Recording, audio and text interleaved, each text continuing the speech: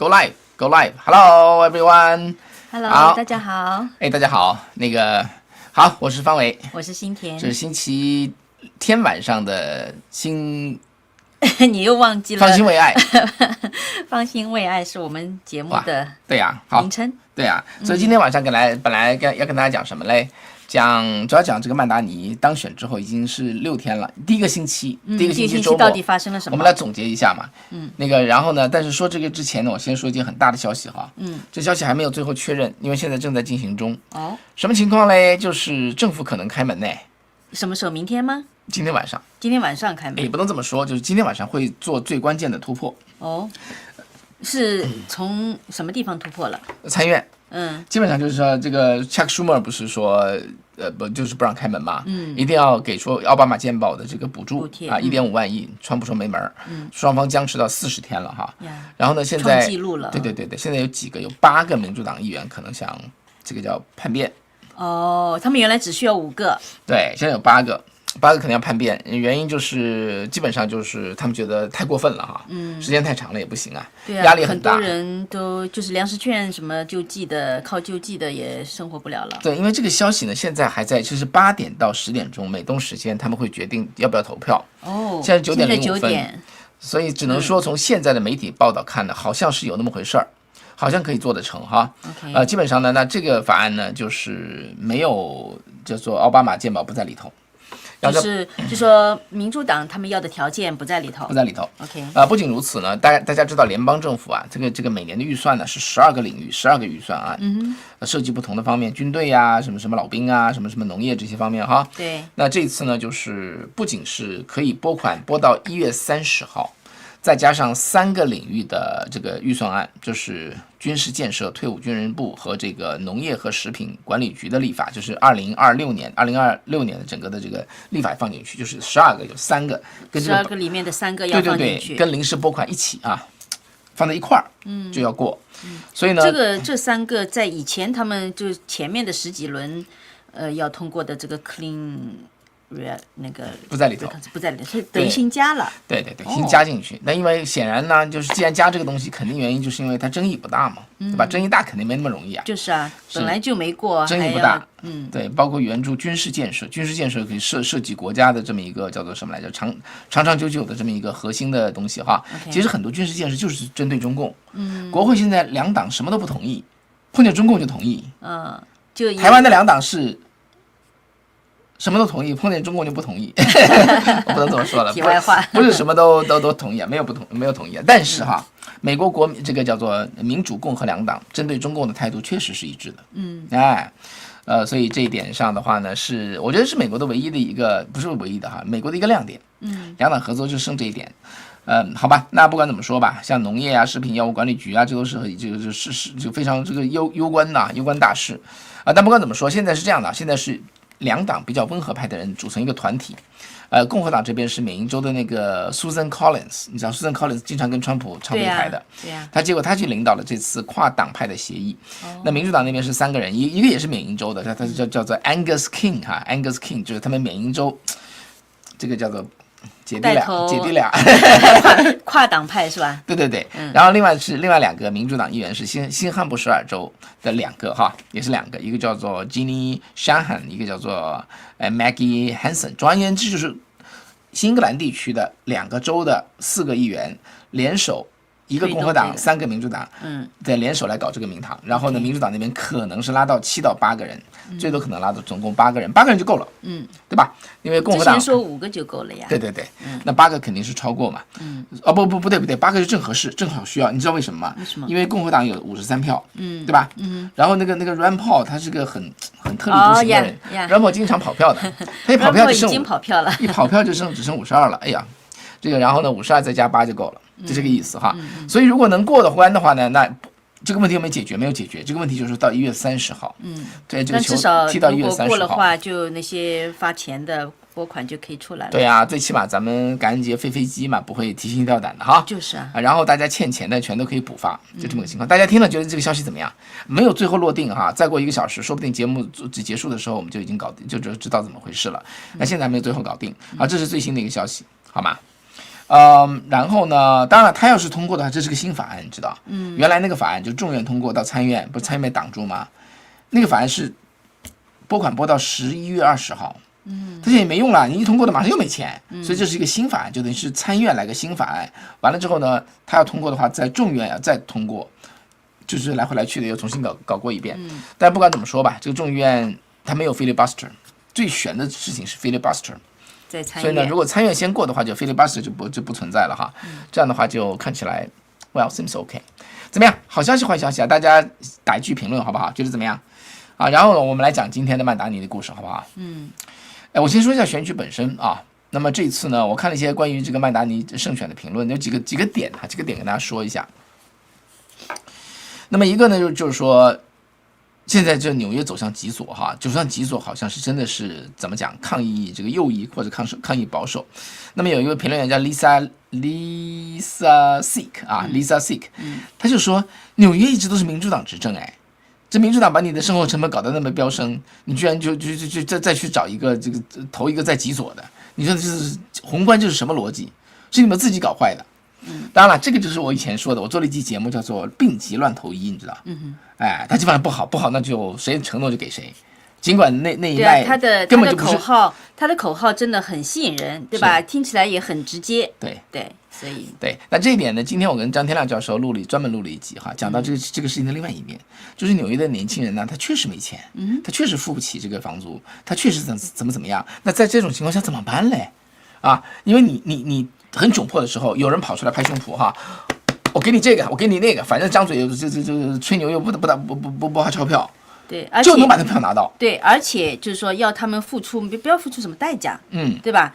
其实就针对这个，我是有做了一个节目 ，OK，观看量还蛮多的。哦，真的吗？对，有一位观众朋友他说，我这个频道3万多，能够有视频有6万，说明超过范围了。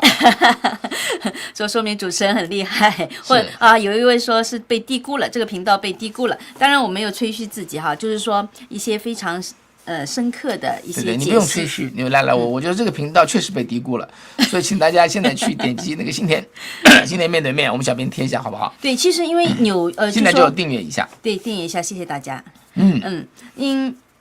就说这个，我再加一句哈，大家知道这个油管的正常叫观看量是多少？你看那个频道哈，如果是20万，一般呢就是20%，4万就是比较正常。对，所以3万呢，一般而言哈，3万是20%，是6000个 view。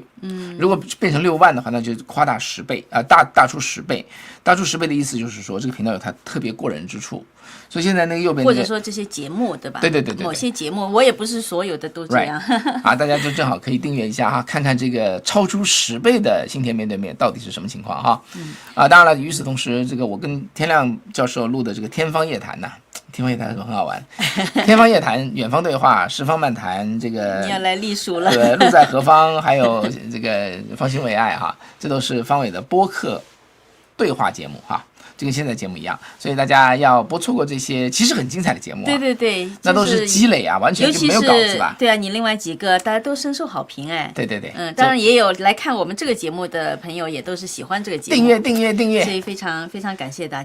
订阅。对，其实这样的就是说，在一种比较轻松的情况下来聊这个新闻，我觉得好像是大家蛮喜欢的。希望你也喜欢。对你要是不知道的话，那就要订阅看一下哈。比特币突破多少钱了？13万了，真吓人的哈。哇。Anyway， 好吧，这个方伟也不买比特币哈，但是我只是看看这个消息。来，我们继续。对，因为这个年轻人，其实我的节目里面有一个，就是说也是提出一个问题一个分析是什么？就是说这次曼达尼他能够胜选呢，就是说吸引那么多人支持呢，有一个他就是他确实抓住了大家的，其实除了年轻人，很多就各种年龄层的人都非常关心的问题，就是这个生活可负担性问题。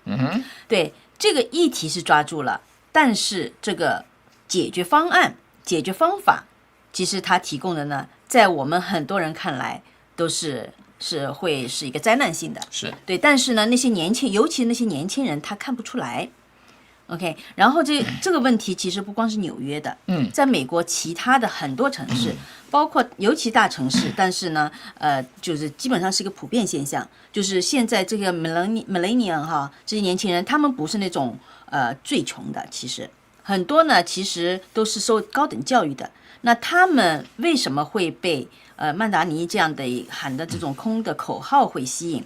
其实是有原因的，就是他们确实就是背着很高的学贷，然后呢，他们在成长的过程中间哈，他们被告知说什么，你拿了什么高等教育，你就应该有什么样的一个中产阶级，甚至更好的一个生活，然后呢，但其实他们的很多的钱呢，其实是父母给的，就这群孩子啊，他不是那种非常特别努力工作的，他就觉得我应该得的 entitled 的，而其中有一些人呢，看着成长过程中间，看到他们的父母经历了这个经济衰退的时候，被就是受到的打击，所以再加上学校里面又不给他们做好，就是说应该的教育，包括资本主义到底是什么，对吧？社会主义、共产主义到底是什么？结果他们就从各种因素加起来呢，他们对这个资本主义啊，其实是有一些怨恨的，因为他们的父母经历了。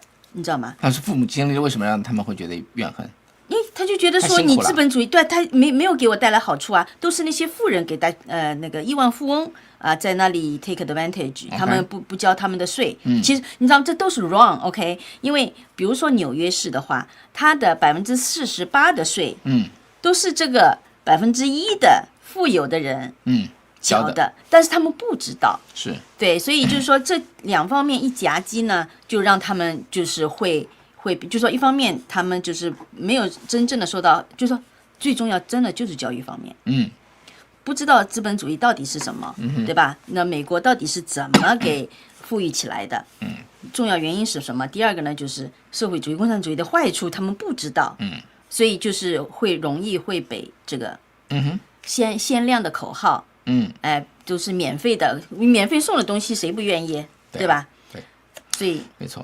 我给你讲一个这个一个问号哈，你看在阿根廷，我们打个比方，阿根廷总统米莱哈，他是一个保守派的经济学家，他上任1个月就把这个叫做什么来着？就政府就停止赤字，然后呢，他把18个部门砍了9个部门。政府就是叫做100多年来首次哈，全年是红字，赤字不亏钱，全年红字不黑字，全年黑字就是不亏钱了哈。然后呢，各方面经济数据全部转好。当然这怎么办的呢？一个是砍掉9个部门，50%的部门；第二就是把福利砍掉。结果国家经济虽然在转好，生产力那个GDP 也上升，可是被砍掉福利的那些人就是不爽。就差点中期选举把他选下去，他最后找川普帮忙，川普就给了他400亿嘛，对不对？400亿，然后就把他救场救回来。所以呢，我想说的意思是什么意思哈？米莱的政治观点很好啊，经济观点也很好，但是呢，中期选举赢还是不赢，或者大选赢还是不赢，是靠数人头的。这个数人头，他只要他的自己得失这个受到了损失哈，他的收益受到损失，他就会投那个方向的票，或者是谁给他承诺，他就投那个票。也就是说，最终啊，你的理念再好，也抵不过人家一个叫做什么来着？这个钱包受损，他立刻就把你先翻掉。因为阿根廷还有美国救场，美国人让谁救场？对，美国谁救场？这就是这个世界的一个悖论哈。就是说你道理再好，因为民主选举你没有用啊，你知道？因为那么多的选民，多少听你去讲啊？对，其实像这次的这个政府关门嘛，我自己觉得就是说有一部分他们为什么迟就不开啊，一定要拖到这个星期二11月4号的选举之后，是不是也有这个原因？什么原因？就是不开门的话，那就有一些对是有一些尤其是试图影响选举。Virginia 和新泽西都有很多 federal worker 的，对吧？都是联邦员工啊，对吧？联邦雇员呐，他们自己是肉痛的。你这个观察不错，有可能是不是？所以你看到了Virginia 100%哈，因为那个新泽西它有一个海底的隧道，一个工程关掉了，那个工程好像是160个亿哦。所以就伤到很多新泽西的选民。对呀，对，因为这个缘故吧，所以就确实有可能哈。现在有人说这个新田的节目确实比方伟做得好，这倒不敢。哇，那这样的话，那就赶紧订阅一下，赶紧订阅一下。谢谢你喜欢。对，新天节目跟方伟节目不一样了，不一样，我们不一样。新天是那种精致的哈，这个深度的或者说访谈性的是吧？对，就是或者说新闻专题。方伟是每天早上随便乱说的啊，不是乱说啦，对。就性质确实不太一样哦。姗姗来迟说，为什么天天收不到通知了？小铃铛失败了。他有时候真的会取消掉，不知道为什么。油管取消啊，油管取消掉，所以你经常要重新检查一下，就是有没有订阅，有没有打开小铃铛。哎，那个 Sherry 周，谢谢你两位各有千秋，让这个方伟在新天面前还有点面子哈。这个 Sammy 前说天方夜谭什么时间？明天下午3点钟。哎，大家对天方夜谭什么看法？我跟张天亮教授啊观点并不完全一致所以其实我觉得不完全一致才好看呢。对啊，所以我跟他我今天跟这个关于 filibuster 就跟他辩论呢。我说天亮教授，给我5分钟，我说服你。最后呢？哎，看明天的节目。对，所以也是因为这个原因，就是要去订阅，打开小铃铛，因为确实有些节目，我们尽量说要按时，但这点我做的特别不好，因为我就事情很多，就没有能够很按时的去发布的话，或者说像这种新节目，它有一个。就是说不是通常的时间发布的话呢，你要订阅了之后打开小铃铛，它会收到通知，对吧？要不然呢，你就会就是不是会马上知道。如果说觉得小铃铛不 work 的话，不工作的话，你就去检查一下，可以说把订阅先取消，再订阅，再打开小铃铛，是不是这样？对，就重新做一遍，就像一个电脑经常需要 reset。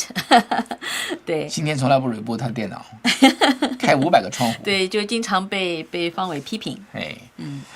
好，你继续讲这个。你再把纽约剩下的一些事情啊，就首先呢就是另外呢就是说，这个 Lisa Sick 就批评共和党哈，他说斯利瓦本来是赢不了，毫无胜算，而且拒绝退选。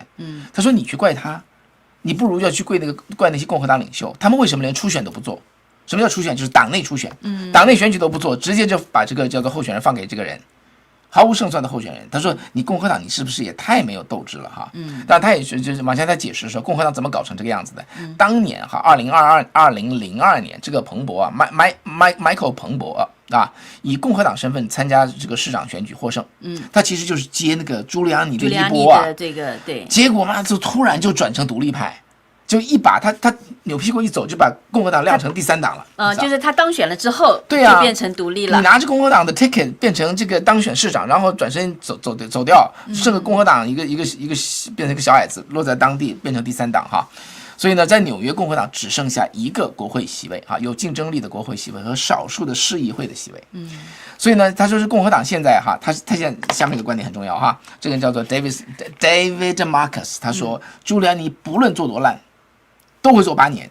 朱利安尼不说错了，怎么曼达尼不论做多烂都会做8年。为什么？你知道为什么吗？为什么？你猜？做8年？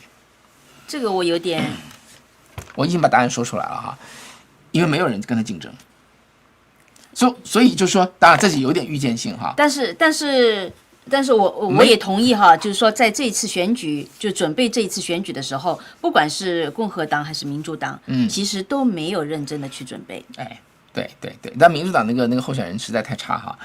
就民主共和党根本共和党是没有候选人。对他们就根本就放弃了啦。对，根本就是 let go。既然这样的话，他做了多烂都可以再来8年，再来4年。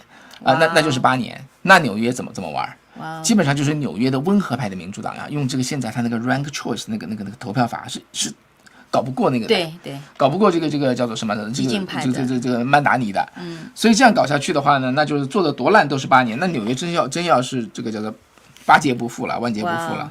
对，这是他说是有道理的哈，所以他就说呢，如果要阻止这件事情，他说呢，共和党要东山再起，他要准备多长时间？他准备8年，他现在就要准备。那你现在不准备的话，将来你肯定还是一点用都没有。这就是目前的情况。那是民主党内的温和派呢，或者说比较传统一些的呢？他就说 rank choice 在党内初选的话，他们赢不了曼达尼。但这一点我还没有研究哈，他是这么说哈。Anyway， 好，我们今天讲现在的主题。那我们就讲还要再说哈。OK， 这个纽约的做生意的人，亿万富翁。啊，保守派还有一个出路，就是明年把那个斯坦芬尼克顶上纽约州长。他如果把顶上州长，州长可以抑制这个市场。对，因为所有的正常的这个税啊，州税、州所得税全都是叫做什么阿尔巴尼亚这个州府才能够收的。其实曼达尼他说的很多的这些他承诺的免费这个免费那个的话，他能够控制的其实是很少的。尤其是加税的问题。所以确实，如果这个州长啊，是落在共和党身上的话，他很多东西他做不了。对，其实但是我们就看看他当选的第二天，对，你知道他做了什么，发生什么事情？发生什么事情？他就又拍了几个 video 啊，哇，他很会，对他真的是个媒体人，真是媒体人。为什么他？如果我去选市长的话，跟他有的一比。现在很多人让我去选市长，我其实，在旧金山的时候，我跟你说过，对不对？我就想去选旧金山市长，为什么嘞？因为你有想要真的选吗？没有想，我只是跟你提过嘛。旧金山的市长多少预算来着？是80亿吗？在纽约是1120亿，是相当于一个国家的预算呢。你知道他第二天就拍了一个非常那个很有意思的一个不止一个 video 哈。那这个 video 呢，就是我觉得里面2个重要看点是什么？一个看点呢，他非常具体的讲了这个关于冻结房租啊，他会怎么做。OK， 因为冻结房租的话，人家就说，因为他现在冻结房租，很大的问题就是说那些房东啊，他就说你冻结我房租那么低，那么低，然后我就索性不租了。我就放在那儿就不租了，所以这就为什么不出租？他为什么这个是？它房租很高啊，就是有一个就是它的 supply， 对吧？供应很少嘛，缺货。其中缺货一个原因就是在纽约有很多所谓僵尸公寓。什么叫僵尸？就死掉的，它不往外出租的。为什么不出租？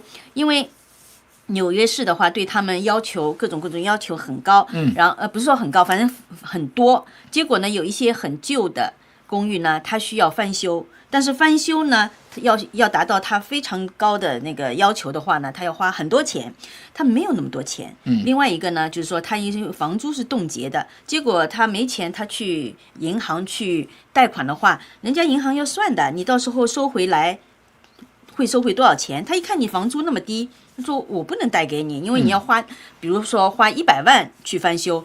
但是你这100万不知道啥时候才能回来，他不会贷给你。结果没有能力的人，他就不能去翻修，不能翻修他就不能出租。有的呢，他就说我不出租，因为我出租的话，我要去维修的话，维护的话，比这个房租还贵，赔钱生意。对，赔钱。像中国大陆是躺平一样。对，所以他就叫僵尸公寓，就放在那儿不能就是没用idle。对，然后呢，曼达尼他是怎么说啊？他第二天他就说，他说。像这样的房东，他说我们就要逼迫他一定要去修，他如果不修的话，我市政府我就要进来了。进来干嘛？他提了一个是说要把它拿回来，不是要拿回来，就抢过来。OK， 第二个他说我们市政府会去修了之后。让这个房东去买单，那跟抢过来差不多了。强迫的，对。然后这个就是一个看点。第二个看点呢，他哗讲了一大堆，讲完之后，他就说：“我之前已经告诉你们啊，支持者啊，你们不要给我捐款了。但是现在啊，你们再开始给我捐款吧。因为我们要有这个 transition，它过渡。他说这个过渡啊，我们要很多人研究。”他要过渡，在美国居然需要那么多钱。对，在美国知道的这种所谓的研究也好，招顾问咨询也好，就是花钱。OK， 所以他说大家再给我捐钱吧。就是他还没他在那里口口声声要给大家那么多的免费的东西，首先他说你给我钱，把钱先给我。这个就是他当选之后做的事情。我在节目中跟大家说了哈，早上的节目早安美国节目中说了，如果控制房租，大家知道纽约控制房租是1943年就做了，1962年正式化，但是呢，它是多老的房子才控制房租，再新的就不控制房租，它不是全市的。曼达尼可是要全市控制房租啊，全市控制房租，然后什么房子不修，我就把这个市政府把它收走，这还得了啊？这是个抢房子啊！对，这样导致什么结果哈？我以前说过3个结果：第一，房源紧缺；第二，黑市出现，黑市盛行。第三就是腐败，因为黑市你就抓谁不抓谁嘛，对不对？他自然就会贿赂你，让你饶他一马。这是政府腐败。纽约这就开始下去了。对，就关于这个房租冻结的问题，我也做了一个专题，看的人特别多，大家可以去看看。因为我觉得就是说，因为有的我们知道，我们很多朋友嘛，他家里有年轻的小孩嘛，对不对？就是像这种问题哈，你如果把它搞懂的话，是你去跟孩子去讲，你就举这样一个例子，有效的对话。对，因为这种都是他们生活中碰到的。你的节目中有例子是吗？有，就是整个的它的这个冻结房租，它的历史，在纽约的历史，然后它所造成的后果，其实在历史上已经有1970年代，布朗克斯都是这个是全球新闻，那些人到后来就是说，他因为冻结房租造成的是那些房东就宁愿把自己的公寓楼烧掉，那原因是什么？就这里就不多讲了，就是有兴趣大家可以看那期节目。对，这期节目呢，还有一个观众一定要看的啊，这观众叫方伟，我都没看。我会去看，大家跟着我去看。太忙了，每天。然后大家下面一点击就可以打开，然后就点击一个订阅哈。刚才我们来做点评论，好不好？刚才有不少很好的留言哈。我们来看看。Sammy 以前说最喜欢天方夜谭是吧？这个最喜欢看我跟张教授的节目。对，我们俩是他会第一是谈的话题比较常青，不会就是转身作废的，这一点。第二点呢，我们谈的比较深，而且你们两个不会说就是一个同音同声调的在那里互相附和是吧？对，我这个观点不一致一定要讲，有时候要碰撞才有火花。是。然后 Galker 说，今年还要照顾方伟的生活太不容易了，哇。大家都挺了解我们情况的，所以那什么意思啊？那要我自己照顾自己的生活吗？没有啦，人家他们就是我们朋友、观众朋友在那里表示对我很体谅，谢谢因为我确实节目不规律这样，我要回答一个问题啊，我觉得蛮好的哈。AYJ62968 说，方伟新年好。这个11月5号，民主党在地方选举获胜以来，台湾亲共媒体和西方左媒都认为，共和党在2026年中期选举会失去众院多数席位的风险在不断上升。请问共和党是否有相关计划，例如通过洪州的选区同化来避免中期选举面临败选风险？我说一下啊，就是说我的看法哈，现在太早。一般呢，90%以上的这个概率哈，总统的党会在中期选举输掉众院。这第一点。主要的原因是。不知道他就觉得总统上任之后2年他不满意啊，他这样他就会另外选，他这个规律就是这样子，并没有什么太多道理。川普第一任也是这样子的，当然第一任那个时候好多人退休，就是当然那次是建制派，你知道吧？建制派看着川普之后，对川普自己就萌生退役就退了。但是这次我觉得没那么简单哈，他说的这个风险升高呢，我觉得说的没错。但是我认为这次川普可能会例外，中期选举他未必会输。为什么？就是他很强劲的政策啊，到明年10月份之前会不会你知道开花结果？其实最主要的还是这个经济问题，钱包嘛，对吧 ？It's the wallet, it's the economy stupid 啊，就这么回事儿。所以不一定啊，不一定。我觉得。但是现在就是说，其实讲到这，好，再加一句哈，这个Crystal 唐说，奥巴马健保政策是非常荒唐的，住豪宅的没有居然申请到这种健保。大家知道哈，现在民主党在。要重开这个叫做什么来着？政府开门重新开门的条件是要延续奥巴马健保补贴。什么叫奥巴马健保？英文叫做 affordable care，对不对？叫做可负担健保。现在这个民主党的条件是什么意思？可负担健保这个保费需要政府花这个政府的资金来补贴。你既然是可负担，你还要政府出钱干嘛？这本身就是很荒唐。对，它就不是可负担嘛，它确实不是可负担。对，它涨得很厉害。你知道张天亮教授他是什么？他说当年的他100块钱的保费，现在涨到600块钱，对啊，很正常啊。所以呢，奥巴马健保这个名字就不对，它根本不 affordable。对，你 affordable 就 affordable， 自己 take care 自己就完了呗，对吧？正确的政策还要政府来出钱干嘛？结果政府不，人家对方不想出，你就把政府关门。这个真的是很那个哈，很哪里啊？好，我们继续往下说。就因为讲到这个经济问题嘛，那我有听到有人说哈，这次比如说新泽西还有维吉尼亚不都失利嘛？那个共和党失利，说是因为这个涨价，就是房价毕竟还是有一些涨的。然后呢，说川普有太注重外交方面的了，整天往国外飞，忙国际，就没有说 take care 国内经济的。你觉得是这样吗？我觉得有一定这方面的因素，是吗？对，因为最终哈，你的政权的延续，你需要国内的选民支持你。对，川普在这方面呢，确实应该多花些精力。那你觉得他很多的问题，其实他要去解决的，就是说，是 tariff，right？ 关税，还有就是说，没有关税并不一定能，就关税会造成物价上涨。虽然从长久不会涨多少，但是它不会让物价下降。所以呢，那你觉得他为什么没有想到说，其实国内经济这个物价问题啊，他怎么去？我觉得川普就是很有信心嘛，他觉得他的动作很快，政策很好，引入那么多的投资，那么老百姓肯定会受益。那我在我的频道上做了民调，你知道，我说大家感觉一下，10个月下来物价涨没涨，或者掉没掉？你知道下来之后是平盘。30%几认为物价涨了，30%几认为物价跌了，还30%几认为物价没变，就是没有明显的物价下降。当然了，你说川普他怎么去做这个事情呢？他其实共和党这样的，共和党真的没有什么一招把这个经济搞好。共和党就是因为共和党的认为啊，政府不要参与经济，不要参与经济的政府怎么把经济搞好？就是减税减规。他也把能源、鼓励能源开发，然后就是给时间，就是4招，所以还需要一点时间。你的意思？对，给时间。你知道里根上台的时候，81年、82年那个通胀，那个经济各方面都很不好的。里根到1983年的时候，他的民调认同度只有35%，从多少掉下来的？从上任的时候59掉到35%。哇！到1984年，他后来到了几年？1984年到了第3年还是怎么来？第3年到了第4年，经济回来的时候，哇，那个民调唰上去。他最后是到了这个叫1984年大选前，他最后把他跟蒙代尔竞选，蒙代尔除了他这个民意苏达州，全部输得光光的。那个就在选前几个月，他的民调哗了回去。你知道吧？就是经济回来之后，老百姓什么都不想了，继续干。对，那明年的话，其实有点早嘞。对，所以是说经济有没有可能在这1年之内？我要说哈，川普跟里根的区别是什么？川普动作比里根快很多。里根当初啊，他手里是没有众议院的，你知道？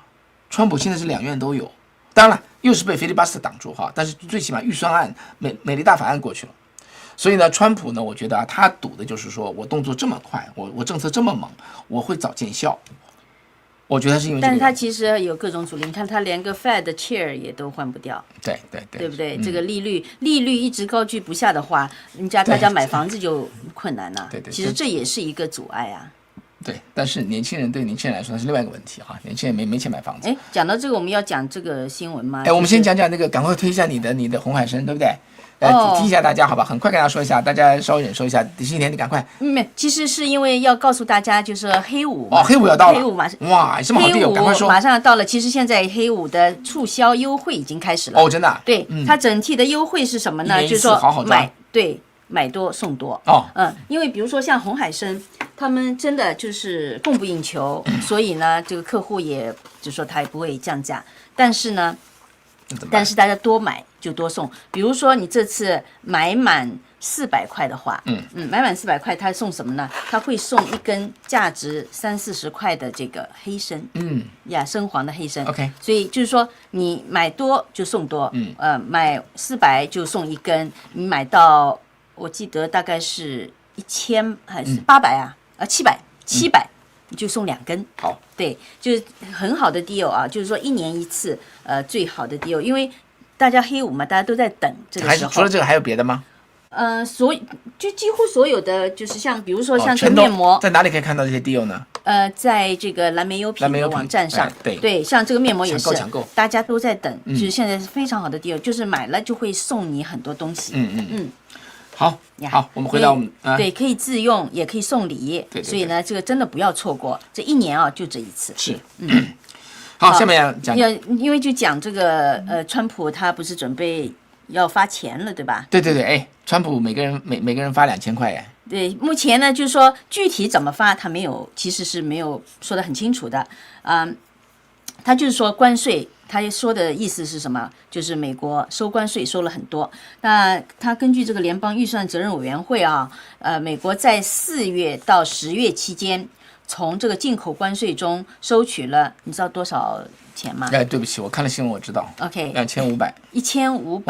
10亿美元，4月到10月对。然后贝森特呢，他说他估计每年这个关税收入可以高达5000亿美元，或者更多。所以，但是5000亿你除上3亿，每个人2000块全发光了。是啊，那怎么行？没有，他不会说每个人都发，他一定会有一个收入的标准发给穷人。对，就是一定应该啦，但是贝森特也说呢，他说其实面膜打折吗？面膜会有折扣，对吧？对，就是绝对有折扣，买了就送，就大家到那个就是蓝莓优品网站上去看，对，因为其实它是有限数量的，对 ，OK， 好，来继续，买好，所以但其实贝森特他也有讲。他的意思，他说，不一定是现金发送现金可能有不同的 form， 比如说，也许大家在猜了，也许是就是减税，可以给你抵扣税啊什么的。他没有说说的那么清楚。OK， 对，因为假如说你知道疫情的时候，向家庭发放的这个救济金，它这个好像是没有收入限制的，对吧？如果要按照那个收的话，那时候发2000美元的话，成本是4640亿美元，那确实收到的关税全部要发掉。所以我觉得他不会每一个人不分你这个川普有说一定的收入的对，太富的你就别拿了哈。对呀，其实你知道吗？这个让我想起来，当初在疫情的时候发放救济金我们那时候还在湾区做电台的时候，我们有观众朋友。听众朋友打电话进来，我还记得非常清楚。是一位女士，她60-70岁。她说：“哎呀，她说你们能不能告诉这个川普政府我们不要这个钱我们够用。”就是说，就比较有概念的我们朋友就知道，就是说，其实这个钱并不是免费的，对吧？其实但是没有任何东西都是免费的。对，其实很多美国的传统的美国人呢，特别中西部那些农民，对他说我去领福利，我简直就是个耻辱。对I feel proud of earning money by ourselves。所以中西部的农民这次本来大豆差点卖不出去嘛，川普说我给你们钱就200亿嘛，那当然给得起啦。可人家说我不想要是你拜托把我大豆卖掉好不好？对，他有这个 dignity， 有个尊严这个是我挣来的，这是非常好的一种那种怎么讲精神哈。是，所以那时候我听到那位听众朋友很感动，我就觉得真正的美国人哈。好，因为讲到这个，好，我们还没有讲那个曼达尼的事情，隔天大家夺门而出，除了他自己这么又要钱又要，所以他讲的这些话呢，其实都是有效果的。结果现在他们就有一种叫曼达尼迁徙潮，或者说曼达尼效应 ，Mandani migration。对，那这个效应呢，在2个方面，一个是企业，一个是个人。OK， 企业什么情况？企业什么情况现在就。我看看就比如说在佛州就是很多他们已经收到了它是一个史无前例的一个迁徙潮。比如说这个 WPTV 他们就报道，在这个选举之后，有几十家的纽约企业申请，要么是扩展在佛州扩展，要么是干脆就搬到佛罗里达州。那这个就是他们有一个专门这个律师他们就是专门帮助企业来搬家的。他说他这个第2天他接到的来自纽约企业的咨询电话是平常的5到10倍。然后他说他没有夸张，他说第2天电话真的不停，从早上7点半开始，他就没有离开过办公桌。那是前所未有的情况。然后呢，3天只有3天就这个星期3天，他已经跟9家锁定这个棕榈滩县 Palm Beach County 的公司和3家关注另外一个城市叫Port St. Louis。St. Lucie。就是你看9家加3家12家企业洽谈，3天里面当天。然后呢？当天吗？仅在周3当天一天，对，1天里面我在节目中也说了也是棕榈滩的一个房地产经纪人，高端的。对，他说早上7点电话进来，他3到4点钟的时候拍了个视频贴上 X，早 back to back call 打到那个停都不停下午3点钟。对，是啊他说简直一样的就像那个爆竹突然这个烟火突然开始开炸一样。对，所以他们说前所未有啊。对。所以就是他们再去查这个佛罗里达州的企业登记档案，因为你要申请搬迁要登记的，他在过去几天之内。选举之后几天之内，至少有27家纽约的公司申请在佛州扩张业务。然后呢，另外有9家是完全从纽约搬到佛州。哇 OK， 这个是企业的情况哈。那因为其实呢，这个，你知道刚才我插一句话，刚才大家都看到搬到棕榈滩呢，为什么搬到棕榈滩？为什么？就是要跟川普做邻居啊，川普就住在棕榈滩。这个海湖庄园就在棕榈滩哈。对，然后呢，其实搬的，你知道搬的很多是什么？都是投资银行家、对冲基金经理从纽约搬去。你知道在网上你有没有看到一个视频？就是一个记者问一个支持曼达尼的选民，他说他这样的一些政策不会把那些富人啊都赶出去吗？他们说不会的。那为什么不会？因为华尔街在这里，他们走不了。但是其实他们不知道，就是佛州啊。这个已经是变成华尔街都搬过去了，他们就说这个已经是那边已经是像华尔街一样的了。那这是企业，那个人呢？他们不光是搬到佛州，还搬到康州啊，康州哈，他们就是就比如说这个周末啊，有一个房地产经纪，他说这个 open house。他说吸引了50到60组买家，是平常的3倍。天！那么最吸引人的地方是格林威治，我不知道我们的观众朋友里面有没有住在康州啊？了不了解这个区？据说那个区呢是非常好的区，富裕区。然后他说每一块地都抢手的了不得啊。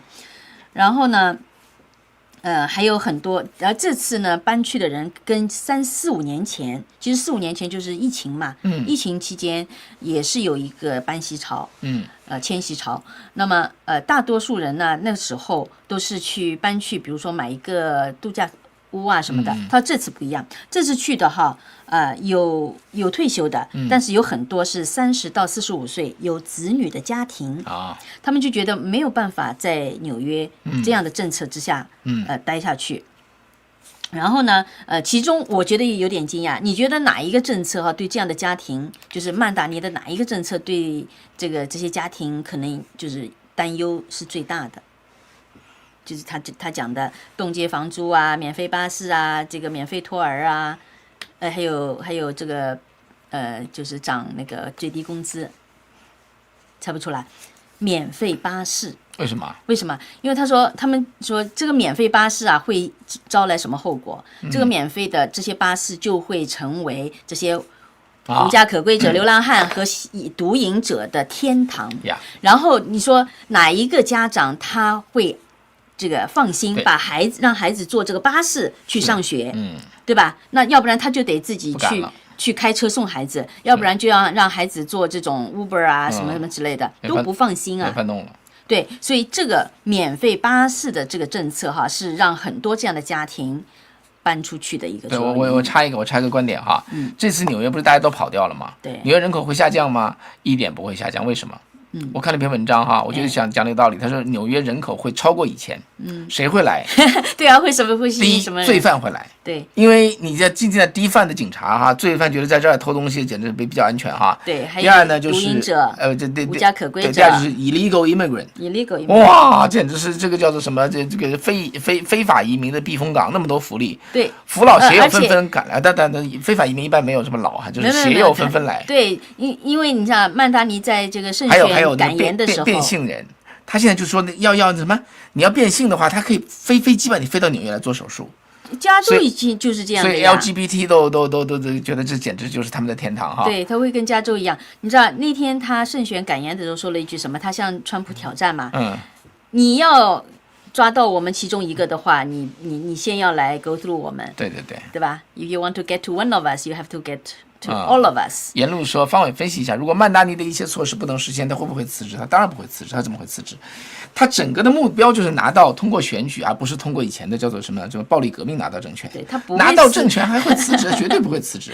而且啊，就是我今天也有讲，对吧？我们聊天的时候我有讲，就是因为现在像川普他已经向川普公开挑战了，然后川普一直也在说嘛，你要是这样的一个共产主义者上台的话，他要考虑这个联邦拨款是不是要给你或怎么样？我觉得假如川普真的就是不给他发这个联邦拨款的话，曼达尼会把这个他的政绩的不足啊，都怪到川普头上去，怪到川普头上去。我不知道大家同不同意。川普很可能不会完全不播，他就是基本上会。但是我觉得，如果只要有他不播的时候，这个就是他的画饼。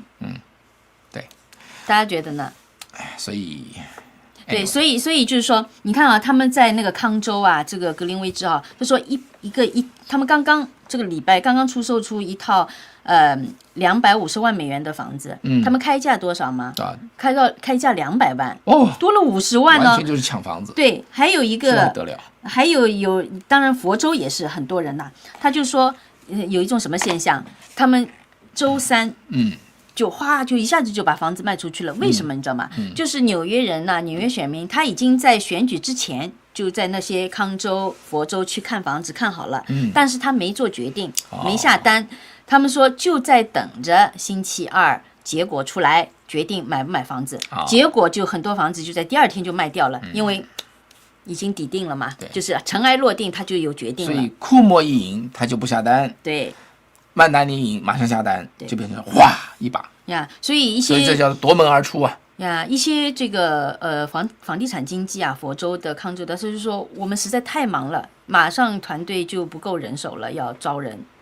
所以就是现在这个房地产啊，在康州和佛州，看这些报道哈，看这些房地产经纪人他们的反应呢，就真的是火热。那不知道我们观众朋友里面有没有住在那些地方的？你有没有观察到类似的现象？还是说这可能是个别现象？你觉得说，哎，好像大部分人也挺安静的哈，给我们一些反馈好吗？那个 Sammy 以前说，方伟谈谈这种迁徙会不会让红州变蓝？这样就太可怕了。你说的没有错啊，有这样的现象。其实是那个加州往外跑，就把德州差点搞到沦陷。对，还有科罗拉多州，把科罗拉多州已经搞到沦陷。对，还包括其他的亚利桑那州啊，这个内华达州。但是 going forward 哈，我觉得这个现象慢慢会减弱，以后是红的更红，蓝的更蓝。从佛罗里达你看得出来，他以前只有多少来着？微弱多数的这个叫做共和党，现在已经超出150万了，是吧？对，所以呢，就是因为，反正就是特别不满意兰州的才会搬去红州，或者说特别喜欢兰州的才跑去兰州，所以就会这样。但是我觉得就是我不知道能不能那么乐观哈。你像那个西雅图啊，还有波特兰这些啊，就说其实西雅图以前啊没有那么蓝，后来是很多加州这个高科技的人跑去嘛，然后他们去呢，他们就真的确实带着自己这个政治理念过去的，所以呢，这个西雅图是几年之内，一个是房价高涨，对吧？因为去的人都很有钱，把房价就炒起来了。第二个呢，它就变得非常的蓝，就是有些人，我觉得有些人确实就像你说的，他是不喜欢这种极左的政策，他搬走的。还有些人呢，他对这个极左政策他理解并不是特别的深刻，他只是觉得说我不喜欢那里了，那里不安全，对吧？这个房价越来越高，然后我带着我这个收入在别的地方可以买个更好的房子，但是从他的这个政治理念上，他并没有真正的去理解他的这个背后真正的原因，所以他会带着他的这种政治倾向呢，就跑到另外一个州，就把另外一个州给染蓝了。有这种情况，但是这两边会是什么样的一个比例就很难说，我觉得有点难说。阿福说公说公有理，婆说婆有理，这在说我们两个吗？对呀，两个因素都有了哈。至于说哪个因素大，那真的有可能每个州又不一样哈。所以我觉得又是回到这个教育，自我教育和我们学校的教育很重要，对吧？自我教育就是要理解这些背后真正的原因，了解这个宪法，对吧？对，那个，对那个Panasa 9966说，年轻人当然喜欢选出一个有活力的市长，看看舒默和共和党的竞选对手曼达尼强多了。我把你这个观点再往前发展一步哈，或者年轻的女性很喜欢选一个这个叫做长得好看的一个男生。很多人就是看脸选的，这是选他们的这个女性特别多，选他的女性特别多，所以你什么这个政治观念那个观念哈，这个公共治理需要什么条件，人家就看长得顺眼就投他票。最关键的还是就是他没有那些教育，对吧？如果一个人真正的是受到这些教育或者自我教育的话，他懂得来做民选官员最重要的是什么，对吧？那这个长相就可能是 secondary 了。表可说，高科技人士为什么特别的左哈？因为喜欢多交税而不希望福利吗？没有人喜欢多交税哈。我认为高科技人员为什么特别左？很简单，就是因为他们是年轻人。年轻人就因为年轻人才玩高科技，他们从这个公校出来，他们就是已经被洗左了之后才会这样的，就是因为年轻人很多哈。对，而且年轻人就是他们受到的教育，我们之前方伟有讲过嘛，对吧？就是冷战之后，这个社会主义共产主义者，他们在美国的共产主义者，他们就不是要退到，他们就知道说这是一个长征，对吧？他们就跑去了这个教育系统，什么娱乐体系，但是最重要，我觉得教育，我举个例子，其实可能以前讲过，就是那个在旧金山以前的这个 DA 啊，就是地方检察官，博策斯，对吧？他的父母就是共产党人。在60年代的时候，而且他们是暴力共产党人，他们是叫 Weather Underground， 他们就是去爆炸的把那个跑到华府，去搞爆炸，把这个炸联邦大楼，后来呢就被判刑，结果他的妈妈就好像somehow就没怎么判刑就出来了。你知道他妈妈做了什么吗？跑去好像是耶鲁大学，很有名的大学，去当法学教授。他的爸爸呢，因为就被抓个正着，然后就被判刑，是个无期徒刑。结果他们的儿子博策斯呢，就是被他们的同党，就是也是共产党人抚养长大的。结果他学了法律，然后前几年呢，就在旧金山去竞选地检官。结果还被选上了，方伟还采访过他，对吧？他就是那种主张把重罪变轻罪，轻罪变无罪的这种。然后他当选之后，你知道他第二天马上做的事情是什么？坐着巴士去看他的老爸，在监狱里的老爸，因为他老爸被关在这个加州监狱里面。然后他就这意思就是老爸，你没成功，我成功了，对不对？你用炸弹。没达到的目的，我用选举达到了。对，然后他的妈妈就是在这个那么好的大学里面当法学教授，所以就是一批这样的共产党人都到了美国的教育界去了。所以你想，他们就是说这些年轻人收出来的教育会是什么样的？是啊。所以我就想举这个例子，就是告诉大家，就是说是这样的一个背景。我们还有3分钟了，有什么赶快的跟大家讲的 ？OK， 好，那。基本上就是说，虽然其实这个迁徙潮哈，你不能说，我觉得，因为毕竟才几天嘛，但是就是说这个趋势大家是看到的，那么他上台了之后，这些政策到底能不能实施到多少哈，就是也是拭目以待。对。好，Piano Murphy 说这个康州的。格林威治和就是这些城市本来是华尔街员工的后院哈。另外3米前说，现在 AI 发展太快，抢了很多人的工作，不知道这是好事还是人民的灾难，这是个非常非常重要的话题。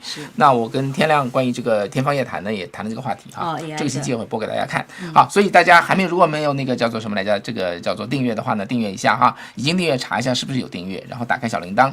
那另外现在有2000多人在线哈，所以大家能够点个赞好吗？对，点赞的话就是你一个1秒钟，但是呢可以帮助它的算法就把这个节目推送给更多的人。我想大家也都是非常希望说更多人来了解这些事情。我们做的节目的目的也就是让大家就是来了解这些哈。确实他说康州的这些是华尔街员工的后院哈，但是他们那里的房产经济说这一次的迁徙跟以往不一样的，就是以前的这些人就是说可能就是在那里多买一个房子，现在有很多是 completely 就是完全的就搬出纽约市啊。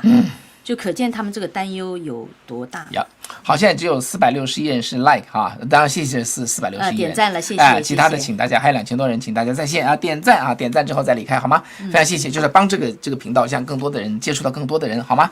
好了，那祝大家有一个愉快的 rest of the Sunday night。对，然后呢，就是黑五大优惠啊，大家去看一看。真的就是1年1次，应该是最好的价格了。还有人喜欢恒河先生的节目，更恒河哈，以后改成路在何方，不要用这个何方神圣了哈。我接受观众朋友的建议，好吧。AJ 张说完全同意我的观点，谢谢。那要不也完全同意我的观点嘞？好吧，也有人了。